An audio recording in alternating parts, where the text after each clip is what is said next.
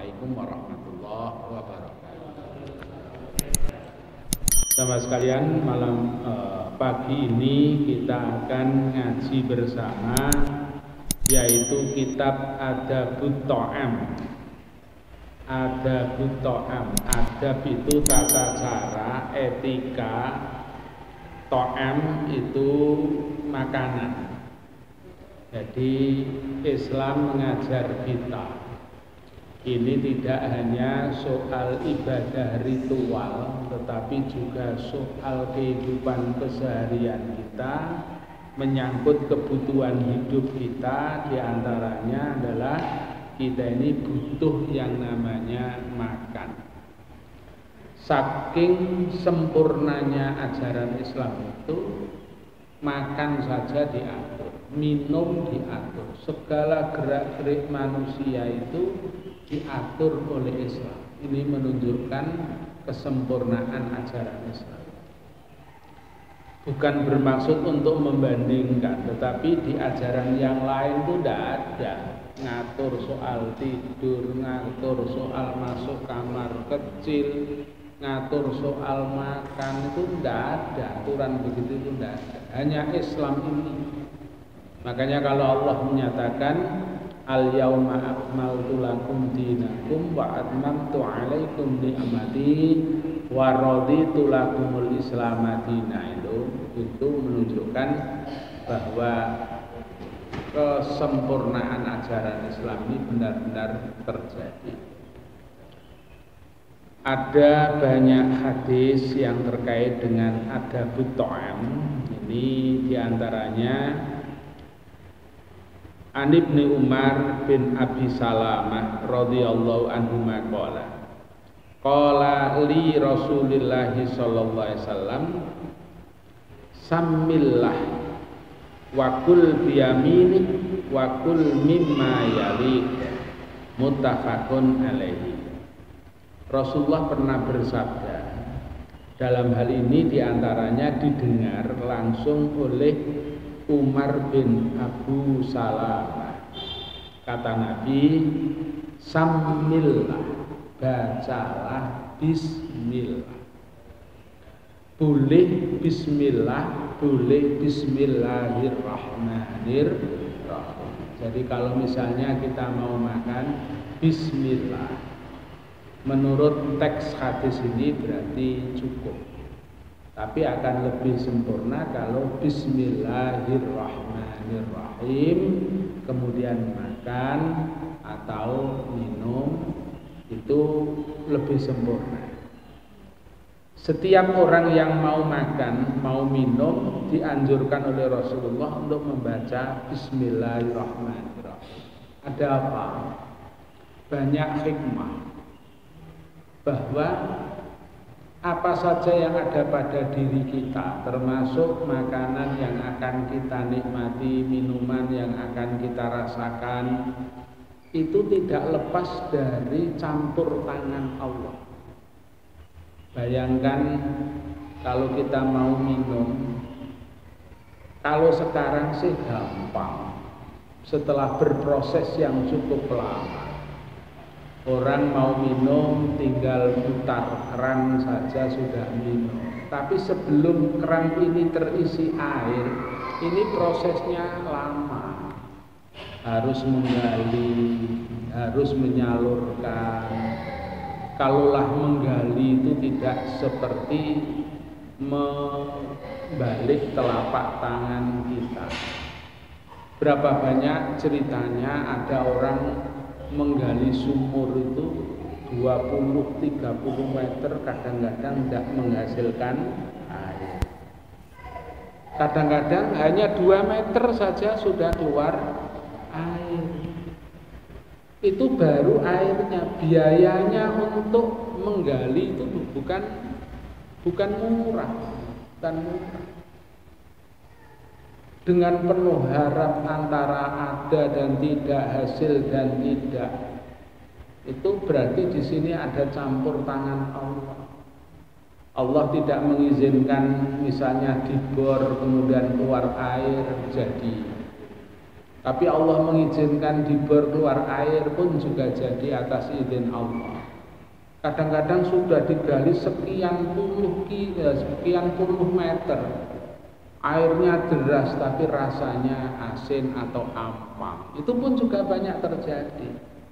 Nah kalau sudah jadi, kemudian dikasih pipa, kemudian ada sanyonya, yang gali itu orang tua kita tinggal merasakan. Kemudian minum bismillah. Itu akan berbeda dengan di saat bapak kita atau siapa saja yang berproses untuk menemukan air itu, ini sungguh luar biasa. Kalau kita mungkin pakai PDAM, itu harus menggali tanah untuk salurannya, pipanya itu ya penuh liku-liku. Kadang ada sudah digali, sudah ditanam, gak nang ditutup. Akhirnya wong lewat itu ngersul lah, yo serong wulan gak nang ditutup-tutup. Itu baru nutupin tok itu, belum yang lainnya. Maka kalau kemudian Rasulullah bersabda, sambil bacalah bismillah, karena apa yang kita minum, apa yang kita makan, apalagi soal makanan petani menanam padi sebelum ditanam itu harus ada pembibitan. Kalau bahasa Jawanya itu ada wineh. Kalau sini apa Pak? Wineh. Winih apa wineh? Ada winehnya. Dan satu-satunya makhluk hidup di muka bumi ini yang tidak bisa diajak maju ya nandur pari. Mundur toh? Enggak bisa diajak maju. Kalau nandur pari nah maju ya gak iso dadi anduran. Itu berproses, kemudian ditunggu, kemudian diobat, kemudian dijaga, dipelihara, kemudian panen itu pun juga masih lama prosesnya.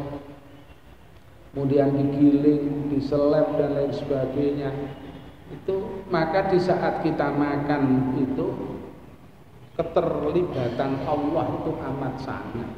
Maka bismillah dengan menyebut asma Allah yang Maha Pengasih dan Maha Penyayang, sehingga kita bisa minum air, kita bisa makan.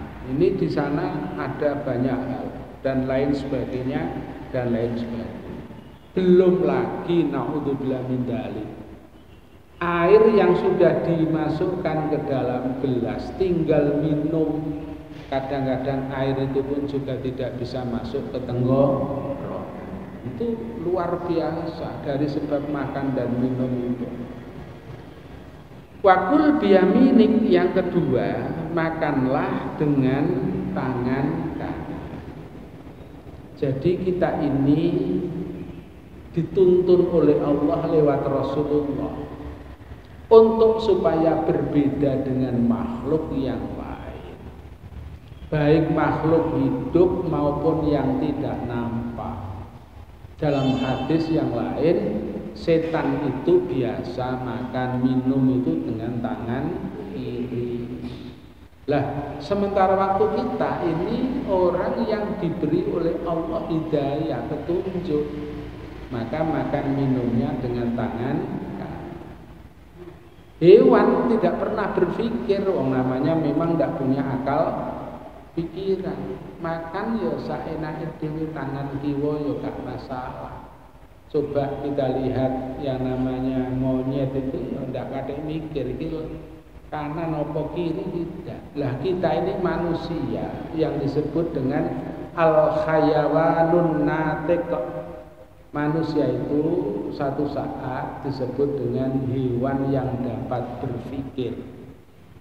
Jadi asli ini kulolan panjenengan dibanding karo ketek, makua, orang hutan itu saja ini ya gak sepiro beda. Yang sangat membedakan itu karena kita oleh Allah diberi potensi akal dan pikiran, sehingga bisa membedakan ini layak, ini patut, ini tidak, ini harus ditinggalkan dan lain sebagainya. Itu yang membedakan adalah akal dan pikiran kita.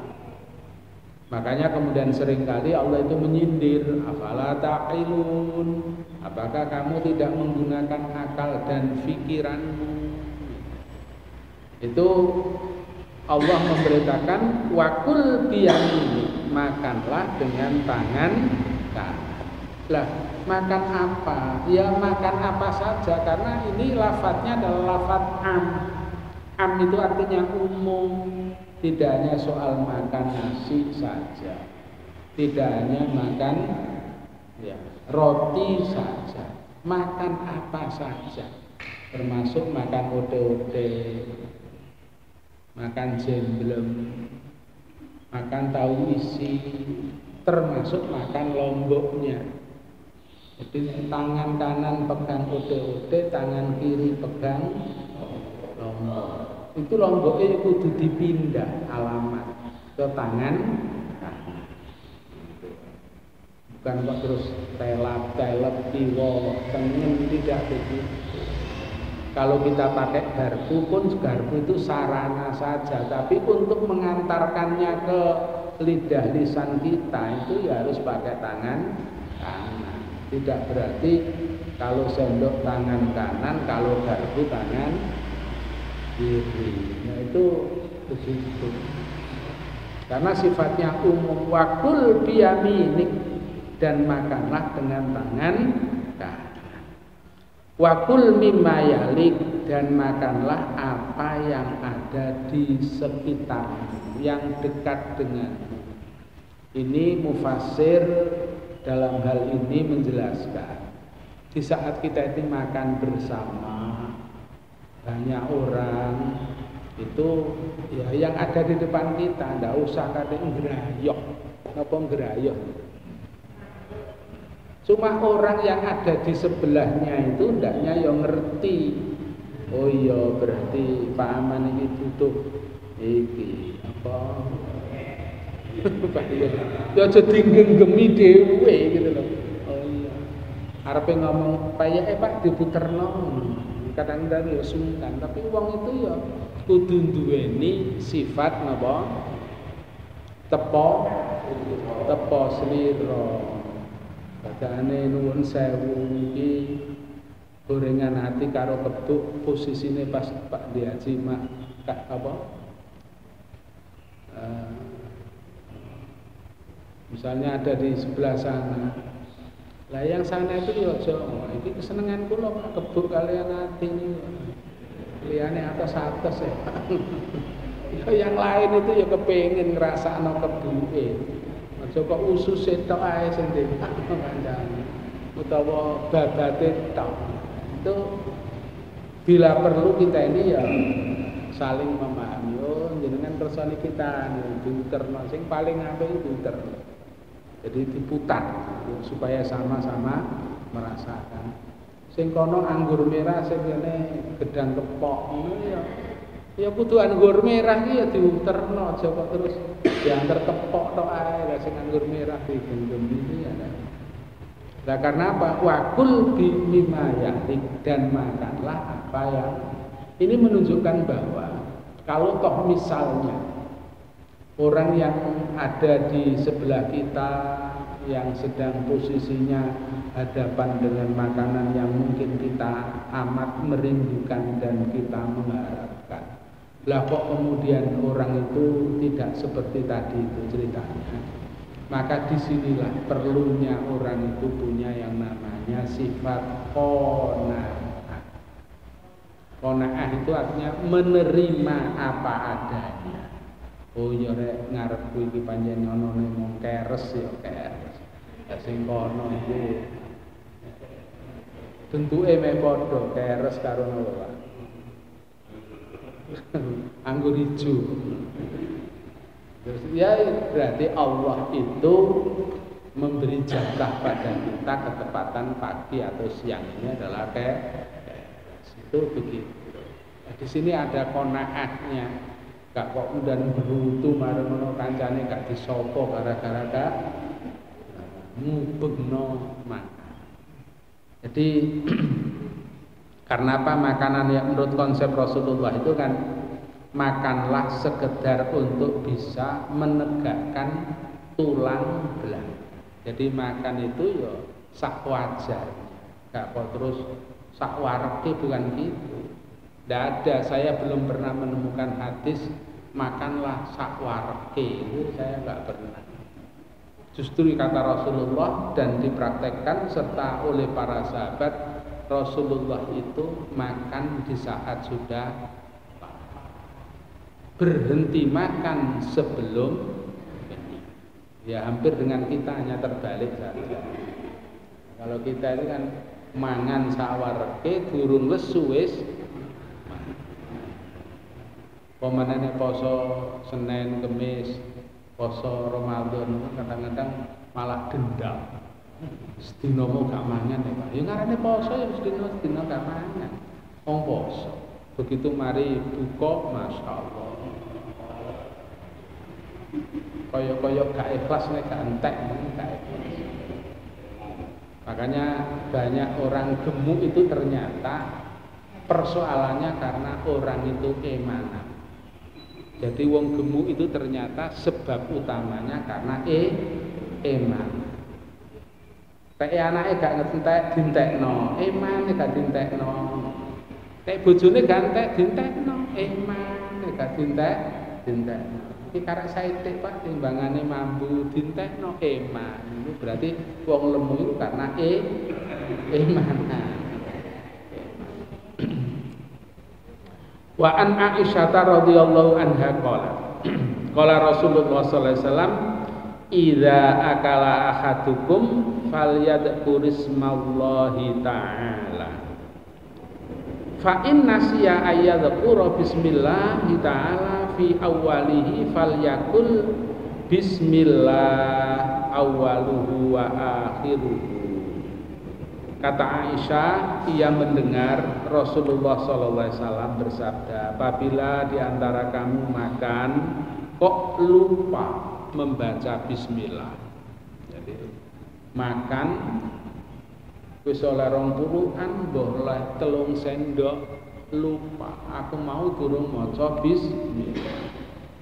Maka kata Rasulullah, solusinya bacalah di saat ingat itu walaupun tinggal 1 suapan, yaitu bismillah awaluhu wa akhiruhu. Bismillah awaluhu wa akhiruhu. Jadi kula lan panjenengan dahar lali tapi maca bismillah tengah-tengah, oh iya aku mau durung maca bismillah. Di saat ingat itulah kita disuruh untuk membaca bismillah awaluhu wa akhiruhu sebagai kompensasi karena lupa tadi tidak membaca bismillah. Lu apa bisa? Al insanu mahalul khata' wa nisyan. Menungso itu ada potensi untuk lali. Ya termasuk Sabtu kemarin itu, Pak. Sabtu kemarin kula niku nek jarene wong Jawa iku lali pleng niku. Namanya lali. Jadi ya saya biasa subuh kalau tidak pas keluar itu ya dengan istri sholat di Masjid Ture itu, pulang ya biasa, aktivitas biasa. Ngaji, setelah ngaji ya aktivitas yang lain, baru buka HP. Itu pun sudah jam 6 lebih saya itu baru buka HP. Astagfirullahaladzim, Pak Ji Maksum ngeling napa tindakan luar kota mboten kula niki lali. Lali niku lho masyaallah. Jadi lali ku gak nek dipaido, Pak. Mulane jarene wong Jawa lali ku pokoke isine wani tok lali. Ate apa? Dan lali itu menurut hukum tidak ada. Menurut hukum Allah ya lali. Jadi jenengan poso lali ngombe itu ndak gatal wong lali siji karo ngelali. Nek ngelali siji, tapi nek lali ngombe sak gelas alhamdulillah. Dadane astagfirullah ku lak poso. Iku rezeki dari Allah yang tidak diduga. Tapi aja kathik duwe kepengin ya Allah kula sampean lalek ya Allah. Tidak boleh lho. Nek kula lak ndonga sih. Iya tapi ndonga ngoten niku mboten angsal, ngoten. Ndongane gak oleh. Jadi lali. Lah kalau ada di antara kita itu lupa sebelum makan tidak membaca bismillah, maka di saat ingat itu bacalah bismillah awaluhu wa akhiruhu. Itu kata Rasulullah sallallahu alaihi wasallam. Senajan wis karek saitik utawa senajan karek sak puluhan sak sendokan keeling, ya kita membaca bismillah awaluhu wa akhiruhu. Bismillah awaluhu wa akhiruhu. Itu caranya di saat kita itu lupa tidak membaca bismillah. Lah untuk anak-anak kita, apalagi anak kita yang masih kecil, seorang ibu atau siapa saja kalau ndulang anaknya ya diawali dengan bismillah. Karena apa? Karena sesungguhnya di saat ibu atau siapa saja ndulang anaknya kemudian diawali dengan bismillah, itu proses pendidikan yang amat sangat luar biasa. Karena di situ tercampur antara ucapan yang didengar dan ucapan yang dilakukan itu dilihat oleh mata. Proses pendidikan yang paling jitu dan itu nancep ke hati nuraninya anak atau orang itu kalau dilihat dan didengar. Jadi ibunya membaca bismillahirrahmanirrahim terus disuapkan. Itu. Banyak sekali Bapak dan Ibu sekalian amalan-amalan yang amat sangat dianjurkan oleh Islam itu. Contohnya manakala kita ini berbuat sesuatu itu dahulukan yang bagian kanan. Kalau misalnya kita ini cukur atau potong rambut, nah mungkin tukang potongnya gak kadang mikir iki kiwa dhisik apa tengen dhisik ya. Kita perlu memberikan informasi sebagai wujud amar ma'ruf. Mas, potong bagian kanan sik Mas ya, terus ke kiri gitu. Padahal tukang potong mungkin tidak ngerti, pokoknya dipotong kiwa mari ngono tengen ke muri. Maka kita punya kewajiban untuk amar ma'ruf itu, Mas nek potong sing tengen sik, mari ngono sing kiwa. Pokoknya sing tengen dhisik upayakan seperti itu. Itu juga merupakan lahan ibadah kita, dakwah kita kepada apa yang telah dicontohkan oleh Rasulullah sallallahu alaihi wasallam. Wa an Jabir qala sami'tu Rasulullah sallallahu alaihi wasallam yaqul idza dakhala ar-rajulu baitahu fa dzakarallahu ta'ala inda dukhulihi wa inda ta'amihi qala syaitan li ashabihi la mabita lakum wala ghosa wala asya fa idza dakhala falam yadhkurillahi ta'ala inda dukhulihi qala syaitan adraktumul mabit wa idza lam yadhkur ismallahi ta'ala inda ta'ami qala adraktumul mabit wal asya rawahu Muslim. Sahabat Nabi yang juga sering meriwayatkan atau membawa hadis yaitu namanya Jabir. Ia mendengar Rasulullah bersabda, apabila seseorang itu masuk rumah, berarti siapa saja yang masuk rumah, kok kemudian orang itu tidak menyebut asma Allah. Menyebut asma Allah itu bisa saja masuk rumah, ada orang tidak ada orang, mengucapkan assalamualaikum. Itu berarti kita sedang menyebut asma Allah. Orang yang masuk rumah mendahulukan kaki kanan sambil bismillahirrahmanirrahim, itu pun juga menyebut asma Allah. Kalau misalnya orang masuk rumah salam tidak, membaca bismillah tidak, melangkahkan kaki kanan tidak, maka katanya setan itu berkata kepada teman-temannya, kita boleh masuk rumah ini Dan kalau nanti ada makanan, kita pun juga boleh ikut makan. Kalau tidak ada sebutan-sebutan asma Allah, termasuk mau makannya tidak membaca bismillah tadi, itu setan woro-woro, konco-konco rene ayo mangan bareng iki prasmanan, sing tuan rumahe gak maca bismillah gitu. Itu berarti kita sama dengan ngerawati setan. Padahal setan itu musuh kita. Lah makanya kalau kemudian lupa ya baca bismillah di saat ingat. Maka masuk rumah itu upayakan ucap bismillah, ucap salam dan lain sebagainya. Maka ada hadis kan Pak, siapa yang membaca surat Al-Baqarah pada ayat yang ketiga terakhir, itu maka setan tidak akan kerasan di dalam rumah itu. Ada istilah yang disebut dengan ruqyah pribadi. Ruqyah pribadi. Jadi kita ini oleh Allah diberi terapi secara pribadi. Rumah kita kalau kita baca Al-Qur'an itu menjadikan setan tidak kerasa. Itu tambahin lho Pak, kerasan setan di rumah kita norewangi. Ingat setan itu tidak pernah mengajak kebaikan. Kenapa kok ada misalnya suami istri itu senengane gegeran? Coba diperhatikan, kira-kira sering dibacai Al-Quran enggak rumah itu? Oh padahal yang ini ngajian loh Pak, ngaji, tapi ngaji tanpa ilmu itu berbeda dengan ngaji dengan ilmu. Dibacai qul huwallahu ahad, qul a'udzu birabbin nas, qul a'udzu birabbil falaq, dibacai ayat kursi, dibacai surat Al-Baqarah ayat 1 sampai ayat yang kelima dan lain sebagainya.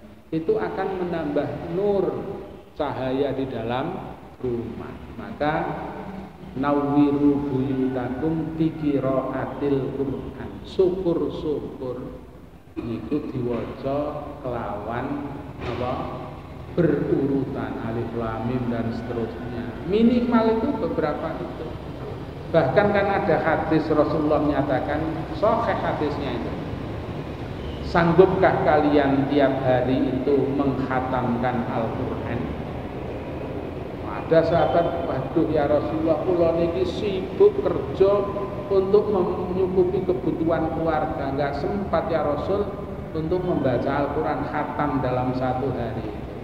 Maka kata Rasulullah, itu dapat diwakili dengan membaca ayat-ayat atau surat-surat pendek, Qul An-Nas, Al-Falaq, Al-Kafirun. Itu kata Rasulullah sudah mewakili. Tapi yo cuma iku tok endino iku tok ya jangan. Itu dalam keadaan tertentu. Maka insya Allah rumah kita itu akan dijaga, dipelihara dari hal-hal yang tidak baik. Sebab setan itu diantara programnya, diantara program setan itu mencerai-beraikan pasangan hidup suami istri. Jadi setan itu ada program yang terkait dengan suami istri. Ya apa carane wong lanang wong wedok suami istri itu gegeran? Ya apa carane wong lanang wong wedok itu syukur-syukur pegatan? Nah, itu program setan yang luar biasa. Makanya Rasulullah bersabda, abghadul halali indallahi at-talaq. Perbuatan halal tapi dibenci oleh Allah, yaitu talak. Tidak mungkin orang itu talak ujug-ujug talak, mesti diawali dengan sesuatu yang tidak baik antara suami dan istri. Mbuh perkara tapi akan timbul seperti itu. Lah sementara waktu kata Rasulullah hadis ini, tapi apabila orang itu di dalam rumah masuk dengan kalimah-kalimah yang dibaca mau makan kemudian menyebut asma Allah bismillah diantaranya, maka setan itu berkata kepada temannya, tidak ada tempat untuk bermalam di tempat ini dan tidak ada prasmanan. Itu setan lah. Ini sesuatu yang gaib. Sesuatu yang gaib itu kita tidak boleh ngarang, kecuali adanya qarinah dasar yang telah disampaikan oleh Allah ataupun Rasulullah Shallallahu Alaihi Wasallam. Banyak di antara kita ini tinggal mengimani saja, tetapi karena adanya satu dalil yang disampaikan oleh Allah dan Rasulullah. Contoh, kita ini kan wajib mengimani adanya surga, adanya neraka, adanya alam mahsyar. Di surga itu ada yang namanya pintu. Jadi pintunya surga itu banyak. Di antara pintu itu ada namanya Ar-Rayyan. Pintu Ar-Rayyan itu hanya untuk orang yang dulu pada waktu di dunianya berpuasa. Jadi ini Ramadan poso, Ramadan poso, Ramadan poso. Nah kita ini poso ini sudah terhitung Pak. Mungkin sudah 50 kali poso. Kalau umur kita 60, katakanlah mulai umur 10 itu puasa, berarti kurang lebih kita ini posone ping 50 misalnya. Kayak umur 10 poso, saiki umure swidak, berarti insyaallah posone ping 50. Kira-kira ngalahno Rasulullah napa mboten? Rasulullah itu posone mboten ngantos ping 10 lho, Pak. Lawak dhewe iku pun 50. Kira-kira Rasulullah kalah napa mboten? Jumlahnya menang awak dhewe. Jumlahnya, tapi kuantitasnya ya insya Allah masih kalah dengan Rasul. Awak dhewe itu salate wis ngalahno Rasulullah jumlah salate. Lho Rasulullah niku salate namung ping pinten? Karena umurnya Rasulullah dengan perintah waktu salat itu masih banyak kita salat. Itu kuantitas. Nah, tapi nek kualitasnya ya insyaallah tidak bisa mengalahkan Rasulullah. Makanya Rasulullah terus begitu memberikan bimbingan. Siapa orang yang bisa masuk ke surga lewat Ar-Rayyan itu hanya bagi orang yang berpuasa. Bahkan di hadis itu begitu orang-orang yang sudah berpuasa, yang pernah berpuasa, ahli puasa Ramadan khususnya, sudah masuk semuanya, pintu Ar-Rayyan ini ditutup karena memang spesial bagi orang yang berpuasa. Sementara waktu pintu yang lain insya Allah masih terbuka. Lah begini ini termasuk gaib, tapi karena Rasulullah memberi informasi, maka kita harus meyakini. Siji Pak karo fisikane dukun, sampean rene kudu nggawa banyu karo lemah diwadahi kendi ya. Mari ngono dijapani, apa dijapani niku? Diumi-umii. Mbok umi-umi ya Allah. Nah itu yang tidak ada dasarnya. Panjenengan nate krungu Rasulullah hijrah dari Mekah ke Madinah nggawa lemah teko Mekah. Sekarang diwadahi apa? Dibungkus plastik. Enggak. Itu karena terkait dengan dalil ini, maka hal-hal yang gaib pun disampaikan. Dan kalau tidak ada dalil, kita tidak boleh untuk mengandai-andai. Contoh nek ana wong mati iku 3 dina iku seken keseken plampon. Jadi umpamane kula mati oleh 3 dina niku ruh kula niku sek ndek plampon. 7 dina ndek wuwung. Mulane supaya cek nang metu sangka iku diselamati 7 dina. Iki babe wis lepas orbit misalnya. Jadi selama sak minggu niku sik mulek. Lah itu gak ana dalile niku mboten wonten. Kira-kira. Mulane setan dengan pandainya itu menggoda manusia. Bapak tuh rupanya saya di omah, aku mah bengi saya ngipi. Oh berarti bapak iki saya mulek kayak durung metu sangka omah. Jadi mati nih di kos-kosan. Kos-kosannya cilik berarti saya mulek kayak ngene kos-kosan ngono. Dan seterusnya. Nek mati nih di hotel ya ngono. Berarti saya mulek kayak di hotel. Mulanya untuk mengorbitkan itu perlu diselamati 7 dinane. Itu karangan karena hadisnya tidak ada. Roh itu kan yas'alunaka anir ruh qul ruh min amri rabbi. Itu kuncinya seperti itu. Manusia tidak diberi hak untuk ngurusi soal roh. Tapi yang jelas kalau ada orang itu sudah tidak bergerak sedikit pun, maka itu namanya sudah pisah jasad dengan rohnya. Soal roh di mana? Wallahu a'lam. Itu di alam barzakh. Alam barzakh itu mana? Pokoknya kita itu mengimani, tidak kok kemudian anu Pak. Mulane ana roh gentayangan. Ruwe sapa gentayangan? Itu terkait dengan barang yang gaib. Jadi di saat kita membiasakan diri keluar rumah, masuk rumah, di rumah kita bacai ayat-ayat, lafaz-lafaz, kalimah-kalimah thayyibah, itu menjadikan setan tidak terasa. Sama dengan ini Pak, dulu pernah kita sampaikan. Di saat ada azan. Jadi misalnya seperti azan subuh, itu setan yang ada di sekitar kita ini lari, Pak. Menjauh dari suara azan. Begitu azan sudah selesai, setan datang lagi, Pak, berbondong-bondong. Begitu qomat, setan lari lagi.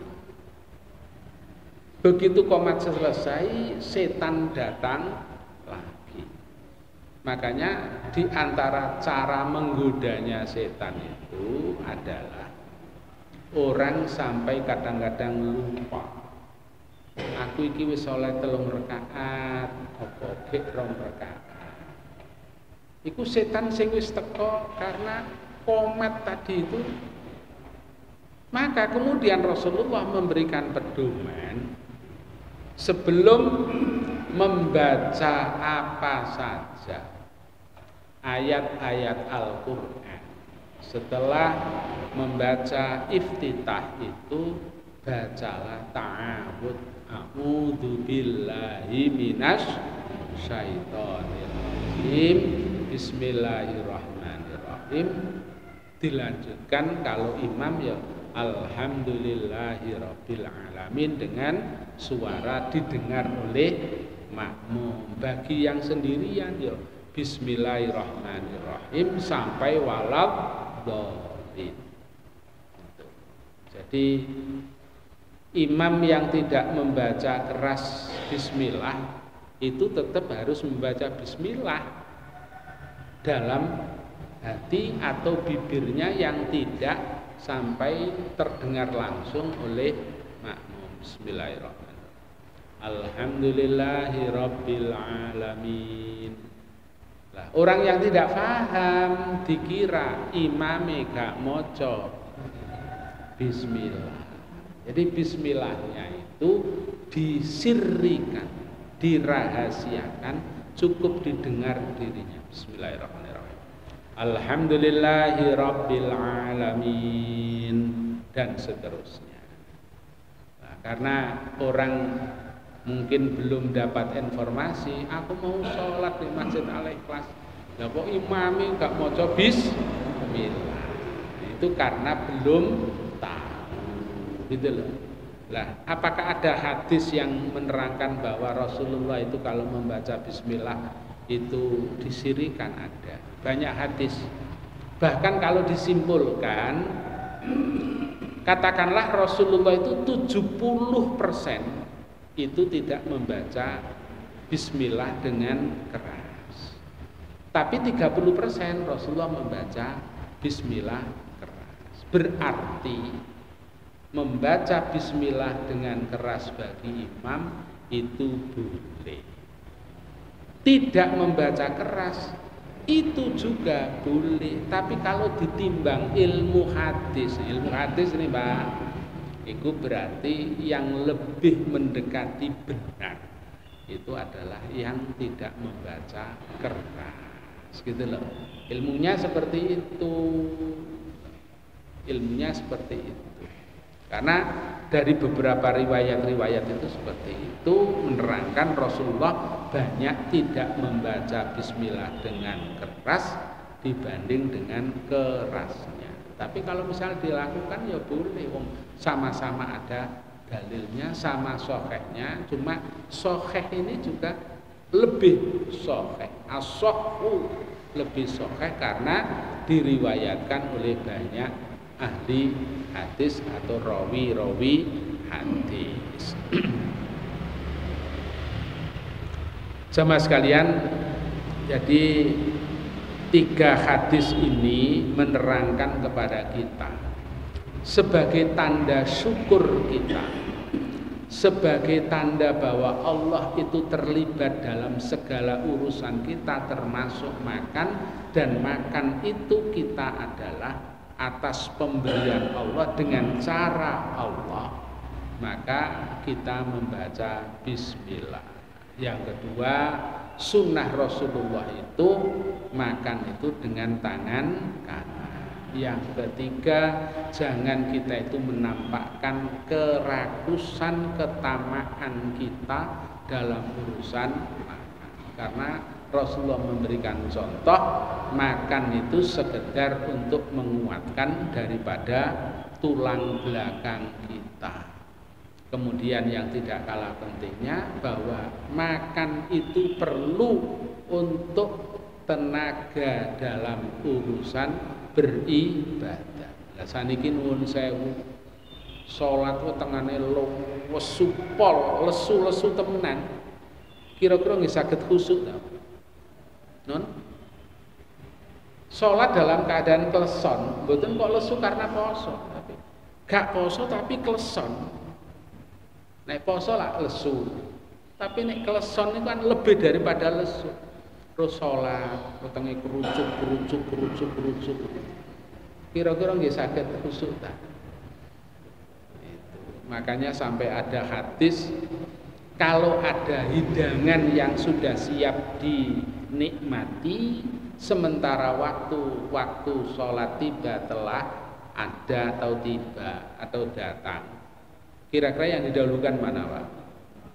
Mangane dhisik napa?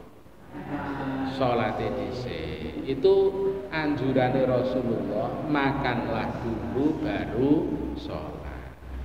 Lebih baik ingat sholat di waktu makan daripada ingat makan di waktu sholat. Ya sekedare wis lesu wis wayahe mangan sik mari ngono terus ke sholat. Sebab nek khawatir sholat dhisik liyane kluthak-kluthik kira-kira koman to iga. Ya tambah gak khusyuk gitu, tambah gak khusyuk. Nah, kecuali kalau kita ini misalnya sudah terbiasa, sudah ada jaminan bahwa kita nanti itu pasti koman. Oh, wis dibok-boki ngono iki sono tulisane. Pak Haji Tarom, Pak Haji Maksum, aman sono tulisane. Kita insya Allah gak khawatir. Kadang-kadang sono tulisane barangnya ya iso ilang. Iso ilang. Sapa sing nggawa? Gak. Itu akhirnya juga menjadi tidak khusyuk. Kemudian yang tidak kalah pentingnya, mari kita biasakan untuk membaca bismillah, wabil khusus untuk makan minum, untuk diri kita, keluarga kita, anak-anak kita. Karena anak-anak kita ini perlu sejak awal untuk kita biasakan kebaikan. Sebab kadang-kadang kita ini ya lupa, begitu itu lupa. Kemudian yang tidak kalah pentingnya adalah di saat lupa itu kita harus mengulang untuk menyaur, untuk mengganti, yaitu di saat ingat itu membaca bismillah. Bismillah awaluhu wa akhir. Bismillah awaluhu wa akhir. Demikian jamaah sekalian yang dapat kami sampaikan, mudah-mudahan ada faedah dan manfaatnya. Mudah-mudahan kita senantiasa diberi oleh Allah sehat walafiat, sehat lahir dan sehat batin. Insya Allah tinggal 14 hari lagi kita akan berpuasa Ramadan. Mudah-mudahan kita kuat, sehat, dan diterima amal ibadah kita, sehingga dosa-dosa kesalahan kita diampuni oleh Allah, amal kebaikan kita diterima oleh Allah Subhanahu wa taala. Subhanakallahumma wa bihamdika asyhadu an la ilaha illa anta astaghfiruka wa atubu ilaik. Assalamualaikum warahmatullahi wabarakatuh.